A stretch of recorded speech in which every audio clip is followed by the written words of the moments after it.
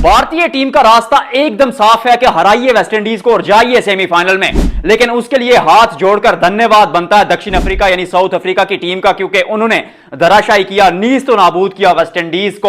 अब मोहम्मद आमिर कहते थे कि भारतीय टीम क्वालिफाई नहीं करेगी, कहते थे नहीं, अभी भी कह रहे हैं कि भारतीय टीम जो है यानी टीम इंडिया सेमीफाइनल में नहीं जाएगी T20 वर्ल्ड कप 2026 में। अब उस पर चर्चा करेंगे कि क्या भारतीय टीम में उतनी गहराई नहीं है, क्या उतनी ताकत, क्या उतना दम हम नहीं है इस टीम में कि वेस्टइंडीज को हरा पाए। हालांकि मुझे लगता है कि अभिषेक शर्मा ने भी खुद को प्रूव कर दिया कि he is not only a स्लैगर।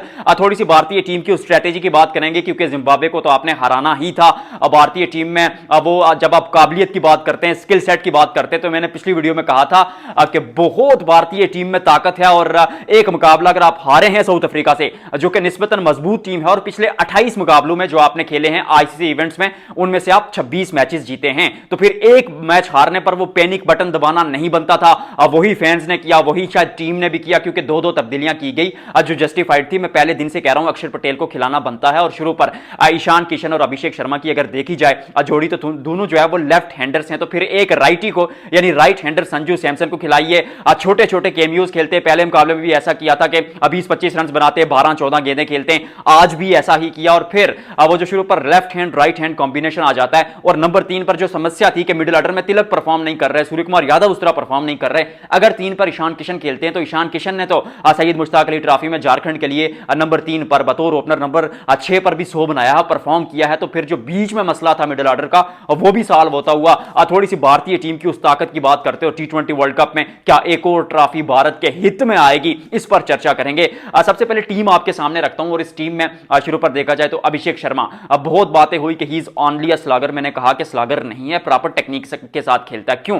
क्योंकि जब वो आउट हो रहे थे या जब वो फेल हो रहे थे, तो क्या हो रहा था, ऐसा नहीं था कि एक ही शॉर्ट पिच गेंद पर आउट हो रहे हैं, या ऐसा नहीं था कि बाहर जाती गेंद तंग कर रही है, अंदर आती गेंद तंग कर रही है, ना, वो अटैक के लिए जा रहे थे, हाई रिस्क क्रिकेट खेल रहे थे, और उनके पास लाइसेंस टू हिट है। और जब इस तरह का खिलाड़ी आपके पास होता है, तो उसका जो विनिंग रेशियो होगा वो 50-50 होगा। मैंने पहले भी कहा था कि अगर वो 10 मैचेस में 5 में फेल होते हैं, 5 में कामयाब होते हैं, तो फिर भी आपको उनके साथ स्टिक करना पड़ेगा, उनको खिलाना पड़ेगा। He is that kind of player कि अपने दिन वो अकेले अपने बलबूते पर मैच जिताना जानते हैं, और पावर प्ले में मैच का नक्शा बदल देते हैं। उन्होंने रन बनाए, क्या लाजवाब बल्लेबाजी की, और फिर उसी अवतार में खेलते हुए दिखे। फिर संजू सैमसन, ये जो इनिंग थी संजू सैमसन की, अगर आप 20 से 25 रन बनाते हैं 12 गेंदों पर, तो दूसरी अगर जो दूसरा इक्वेशन है आपके सामने कि आप 30 गेंदों पर 40 बनाते हैं, तो मुझे पर्सनली लगता है कि अगर आप 12-14 गेंदों पर 25-30 रन बनाते हैं, तो वो T20 क्रिकेट में बेहतर है। और भारतीय टीम की जो गौतम गंभीर साहब जिस चीज से डर रहे थे, और भारत की टीम मैनेजमेंट डर रही थी कि आपकी जो बल्लेबाजी है वो 5वें 6ठे या 7वें नंबर तक खत्म हो, तो अक्षर पटेल को लाने से 8वें नंबर तक तो आपकी बल्लेबाजी भी है।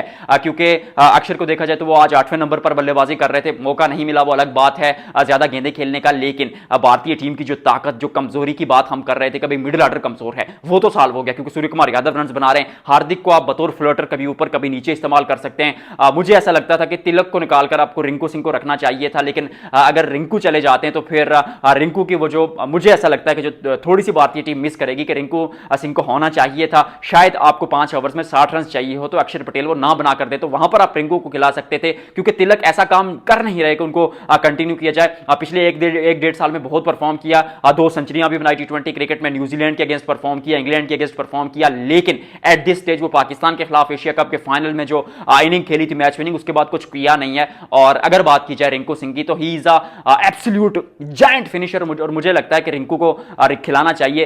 तिलक को आप बाहर निकाल दे, तो फिर बीच में स्काई हो जाएंगे। हार्दिक को आप ऊपर यूज करते हैं, शिवम दुबे को कभी ऊपर भेज सकते हैं, और फिर अगर ईशान किशन 3 पर खेलेंगे, तो मिडिल ऑर्डर का मसला सॉल्व हो जाएगा। और ऊपर भी right hand left hand combination एकदम सपाट। और गेंदबाजी में अगर देखा जाए तो जसप्रीत बुमराह नए गेंद के साथ वो काम करते हुए, जिसके लिए वो जाने जाते हैं। उसके अलावा अगर बात की जाए तो अर्शदीप सिंह भी बिल्कुल उनसे कंधा से कंधा मिलाए खड़े हैं, तो 2 जो तेज गेंदबाज हैं वो अपना काम कर रहे हैं। फिर वरुण चक्रवर्ती आते हैं, एक रेयर फेलियर था अगेंस्ट साउथ अफ्रीका, पर ऐसा रोज रोज नहीं होगा। और वरुण के साथ जब अक्षर पटेल, जो कि निस्बतन बेहतर गेंदबाज है मुझे ऐसा लगता है वाशिंगटन सुंदर से, तो फिर वो साथ निभाते हैं, तो 4 आपके पास प्रॉपर गेंदबाज हैं, तो बाकी के 4 4 ओवर के लिए आप शिवम दुबे, हार्दिक पांड्या और अगर जरूरत पड़ती है तो फिर आप अभिषेक शर्मा से भी गेंदबाजी करवा सकते हैं। तो 10 मैच विनर्स हैं, एक मैच विनर नहीं है। अब वो है तिलक वर्मा, हालांकि वो मैच जिता सकते हैं, मैं उनके अगेंस्ट नहीं हूं, बहुत परफॉर्म किया है, काबिलियत भी बहुत है, लेकिन टू सम एक्सटेंट चंद ऐसे मौके होते हैं जहां पर आप सोचते हैं कि शायद टीम कॉम्बिनेशन में कौन सा खिलाड़ी फिट बैठ रहा है, कौन सा नहीं बैठ रहा। मुझे लगता है कि भारतीय टीम सेमीफाइनल खेलेगी।